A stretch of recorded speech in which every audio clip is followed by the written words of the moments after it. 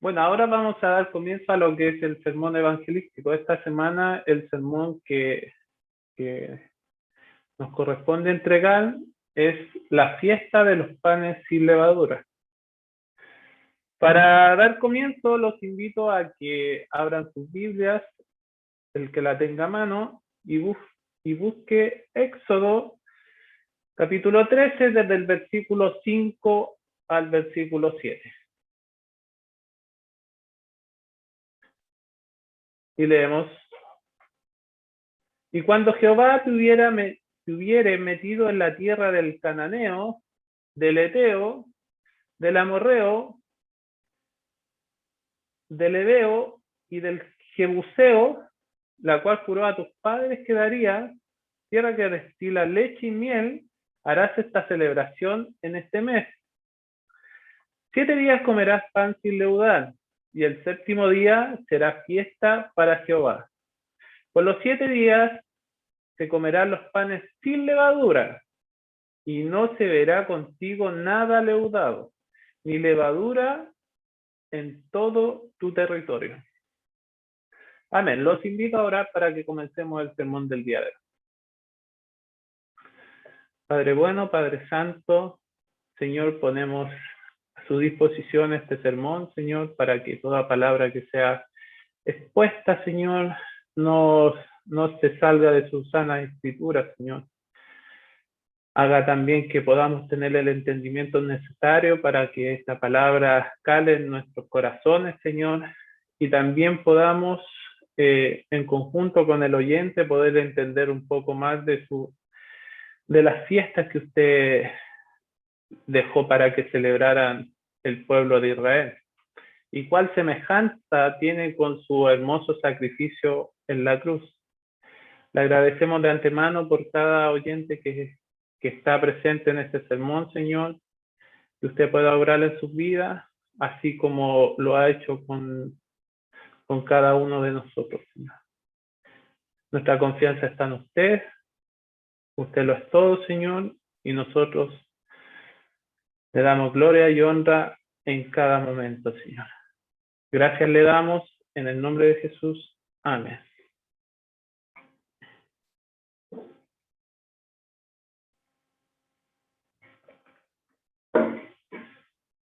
Para contextualizar un poco lo que es el sermón del día de hoy y la fiesta de los panes sin levadura, tenemos que entender que la fiesta de la Pascua, la que vimos una semana anteriores, ocurría al final del día 14 y que era el atardecer. La fiesta de los panes sin levadura sucedía ese mismo anochecer, que vendría siendo el inicio del día 15. También recordemos que el producto segado durante esa fecha era principalmente la cebada, cereal con el que precisamente se hacían los panes sin levadura, y que la celebración pertenecía a la época de las siegas y normalmente ocurría entre marzo y abril, llevándolo al calendario que usamos nosotros actualmente, los cuales a su vez correspondían al primer mes del calendario original hebreo. Es un poco para darle contextualización al versículo o a los acontecimientos en sí. Si bien no nos vamos a basar en eso, también era importante que lo compartiera.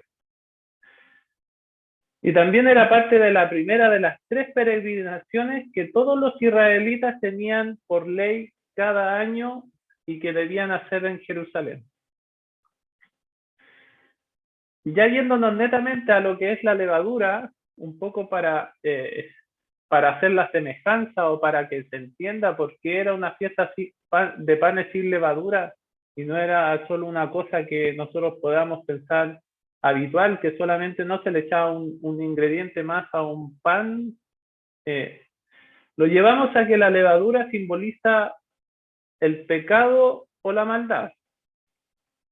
Y los panes sin levadura simbolizan al pueblo de Dios sin este pecado,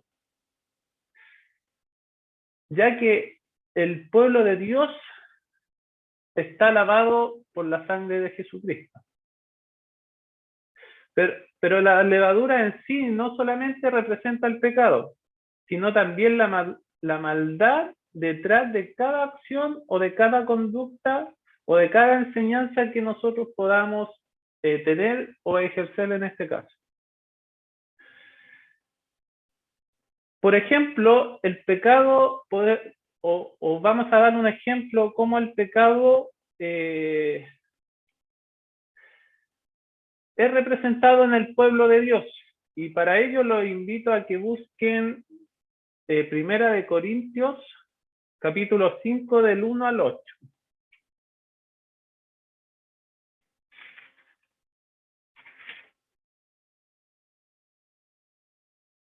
Dice, de cierto se oye que hay entre vosotros fornicación, y tal fornicación cual ni aun se nombra entre los gentiles, tanto que algunos tienen la mujer de su padre.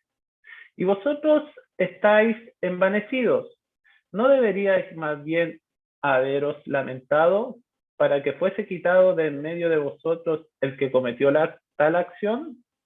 Ciertamente yo, como ausente en cuerpo, pero presente en espíritu, ya como presente he juzgado al que tal cosa ha hecho. En el nombre de nuestro Señor Jesucristo, reunidos vosotros y mi espíritu con el poder de nuestro Señor Jesucristo, el tal sea entregado a Satanás para la destrucción de la carne, a fin de que el espíritu sea salvo en él en el día del Señor Jesús. ¿No es buena vuestra jactancia?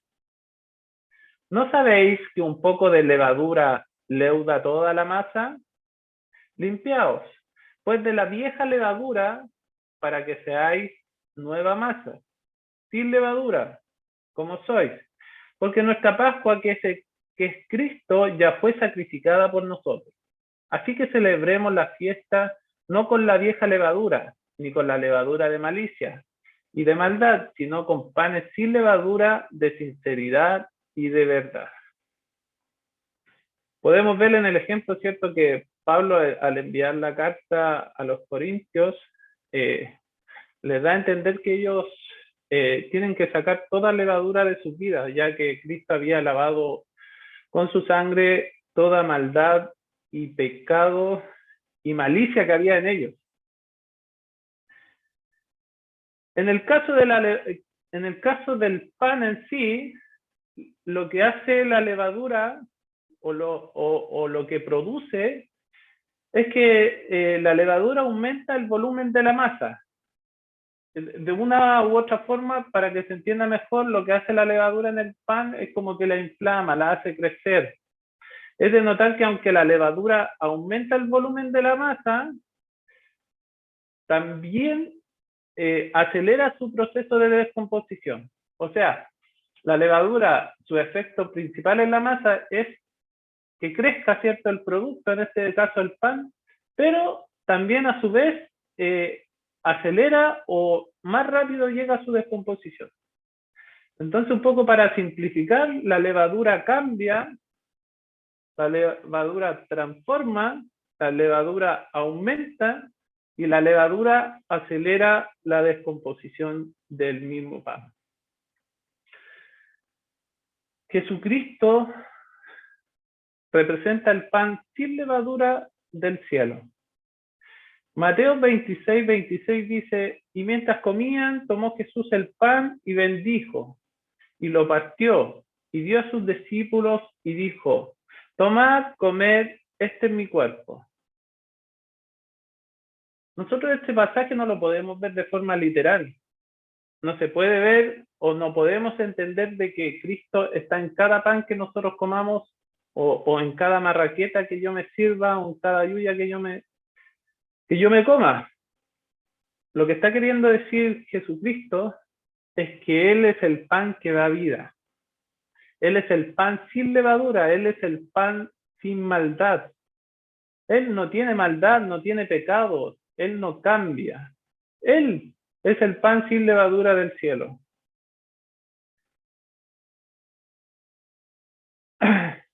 Entonces, a pesar de que entendamos que Jesús es representado en un pan sin levadura, no solamente porque alimenta, sino también porque da vida. Usted me dirá, pero ¿cómo da vida?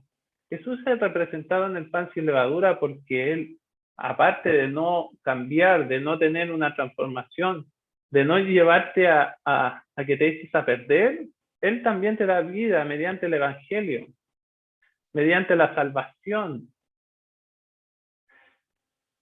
El Señor Jesucristo es el pan sin levadura por excelencia. Asimismo, cada seguidor suyo debería imitar sus ejemplos de limpieza, manteniendo una vida limpia de pecado y de carente de toda maldad. Es importante esto, hermano, no solamente porque nosotros seamos hijos del Señor, vamos a pensar que ya estamos exentos o ya no pecamos. Nosotros seguimos pecando. El único ser, la única persona que estuvo en este mundo y que ha sido pura desde el principio hasta su muerte fue Jesucristo. Nosotros sí seguimos pecando. Para el que crea que siendo cristiano tú ya no pecas. Solamente que nosotros ya no nos revolcamos en el lodo celebrando ni enorgullecido de cada pecado que hacemos. El Espíritu Santo nos confronta constantemente contra los pecados y contra la maldad que nuestra humanidad caída comete constantemente. Éxodo 13:6, que fue el segundo versículo que leímos para dar contexto a todo este sermón, dice: 7 días comerás pan sin leudar y el séptimo día será fiesta para Jehová. Entonces, entendemos que esto fue después de la liberación del pueblo de Israel, cuando es liberado de Egipto, luego de la fiesta de Pascua. Del sacrificio, esto fue luego del sacrificio del Cordero, que con su sangre fueron pintados los marcos para que el ángel de la muerte pasara de largo. Esto pasó después de eso. Y esos 7 días que es el mandato que pide Jesús en esta celebración, simboliza la eternidad. Después de la muerte del Cordero de Pascua, la congregación de Israel debe abstenerse por 7 días de comer pan con levadura o cualquier cosa que sea leudada. Así, después de la muerte del Señor Jesucristo, el Cordero de Dios, la congregación en torno a Él, participa eternamente en la comunión con Él. ¿Quiénes participan con Él? Participan sus hijos, sus iglesias, sus escogidos, su pueblo. Y ese es el significado de los 7 días mencionados en los versículos anteriores. El pan sin levadura, entonces, también representa el cuerpo nuevo, como forma física, como forma espiritual, una nueva vida, que nos será dado en la siguiente vida. Porque igual que el pan de cebada, que se hacía sin levadura, aquellos cuerpos gloriosos no tendrán tampoco corrupción alguna en ellos, pues serán inmortales y santificados por la sangre de Cristo en la cruz. El cumplimiento profético de la fiesta de panes sin levadura lo podemos ver o se simboliza en el cuerpo sin pecado de nuestro Señor Jesucristo. Su cumplimiento profético ocurría al ser sepultado una vez que se le quitó la vida injustamente. Pero ese momento no es parte del cumplimiento del decreto de Dios, ¿cierto? Que tenía que venir un cordero, que tenía que ser sacrificado y de esa forma pudiera ocupar el lugar de todos sus escogidos. Era parte del decreto que Dios había, valga la redundancia, decretado antes de la fundación del mundo. Y así como el pan sin levadura no cambiaba y no se transformaba, no se echaba a perder, no moría, Jesucristo por nosotros lo hizo para que podamos vivir esperanzados y buscando la santidad que Él nos dejó para que viviéramos en su santa palabra. Ahora yo les hago una pregunta.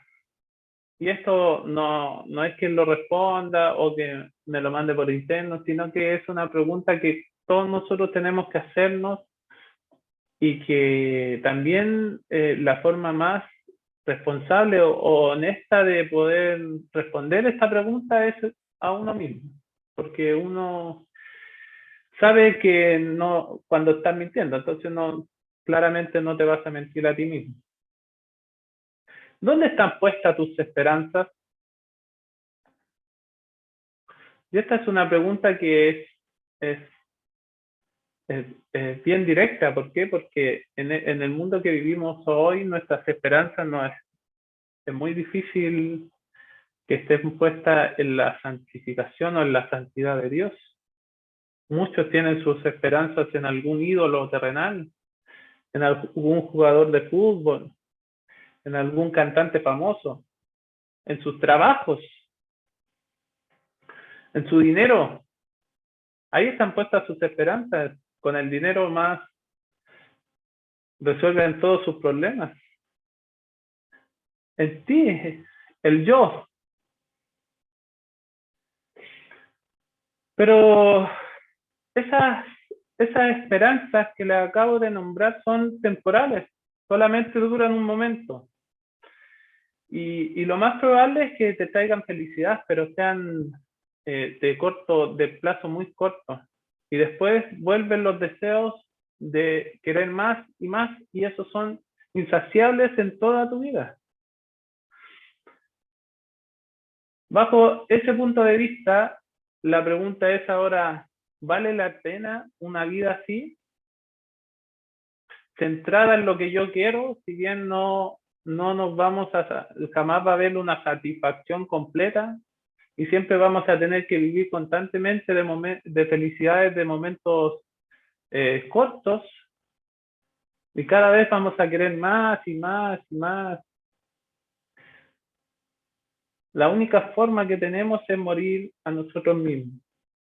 Muere al orgullo, muere al deseo de tener siempre más.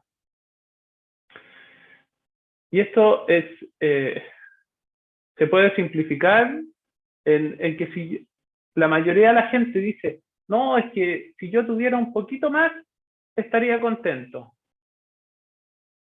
Si yo lo que tengo, pero tengo que tener un poco más y voy a estar satisfecho.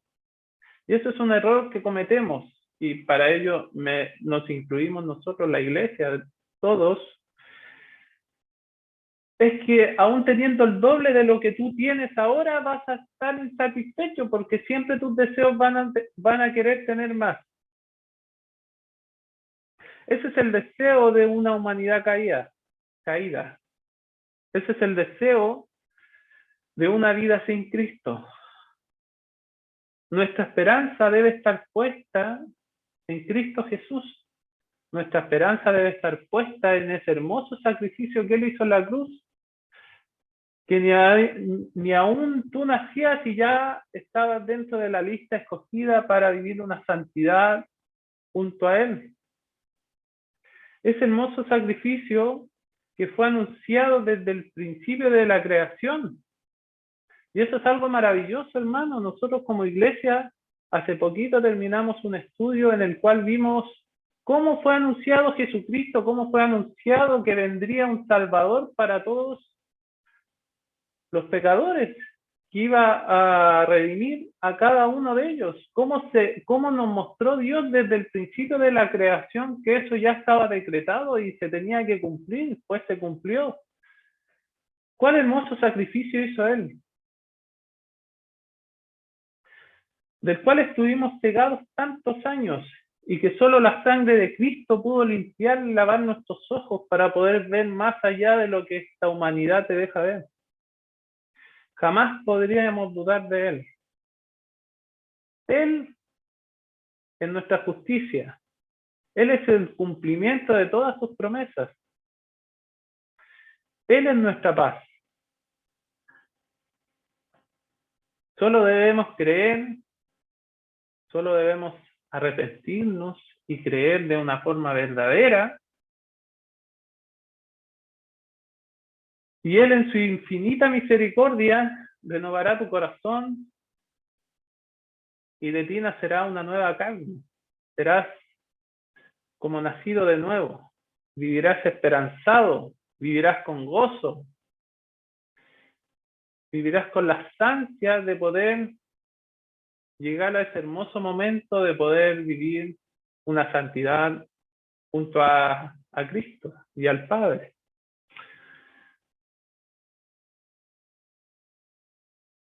No existe ser alguno que haya clamado a Dios y que Dios le haya dicho, no, tú no. No existe. Si usted en este momento se humilla ante el Señor con un corazón entregado a Él, Dios lo va a tomar. Y lo más maravilloso de esto es que no lo va a soltar jamás.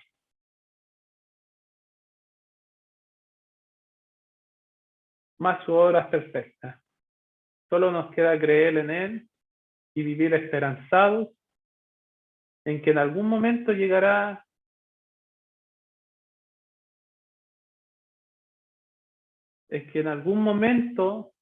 llegaremos a estar en la presencia de nuestro Dios. Cuán maravilloso momento es ese, Señor. Cuán maravilloso es pensar en ese momento. Amén. Más me queda solamente invitarlos a desviar sus caminos, a desviar el camino que los lleva a la perdición, que los lleva a una condenación segura,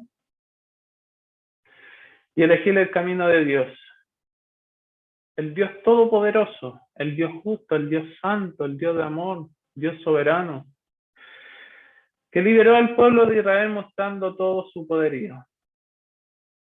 Si lo haces con humildad y con un arrepentimiento verdadero, Él vendrá en tu rescate y podrás, así como lo hemos hecho nosotros, podrás cantar victoria por medio de su gracia. Amén. Vamos a orar para dar por finalizado el sermón del día de hoy.